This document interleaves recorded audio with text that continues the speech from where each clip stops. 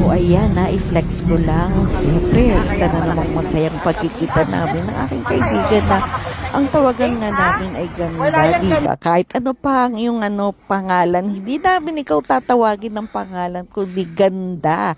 So ano pa ba, diba? Siyempre ganda-gandahan lang tayo. Kaya naman eto, dito muna kami napadaan, diba, sa John Pro. Then siyempre may kinuha nga kami dyan, diba? And then pagkatapos nga niya sabi namin, ay, pasyal naman tayo at napagkasunduan nga namin na pumunta naman dito sa Scarborough Town Center, diba? So, isa sa pinakamalaking mall dito sa Scarborough. And then, syempre, may nabalitaan nga kami na meron daw store na magko-close. So, syempre, excited kami, diba? Dahil nga, wow, baka naman may mabili kami, diba? Dahil malaki nga daw yung percent ng kumbaga closing sale, pero syempre dahil kami ay medyo gutom-gutom na, diba? Kaya naman napag-desisyonan muna namin na kumain muna ng tinapay or ng croissant, diba?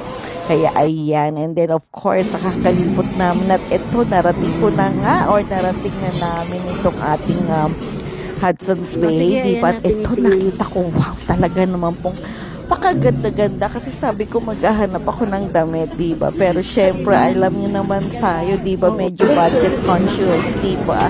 Kaya naman po, enjoy lang tayo sa pagsukat, diba? And then, syempre, gutom na tayo. Ang ginawa na lang namin ay eto kami sa isang restaurant din. Wow, restaurant talaga, ha? Nauna na akong umorder kasi ang in-order ko naman ay simple lang na talagang na-miss ko yung noodles, diba? At ayan, pinapakita ko na nga sa inyo. And then, syempre sa kanya ay ang wonton noodles. And then, sabi ko pa nga rito, wow, kunyari, bibidyohan natin ay na kumakain. Eh, talaga naman po kumakain na ako. Bakit kunyari pa, diba? And then, syempre, ayan, konting picture lang and then saya-saya lang namin and then napagkasunduan nga namin na magkikita uli kami pero syempre madadagdagan kami, diba? Kaya ano pang inaantay nyo? Aba,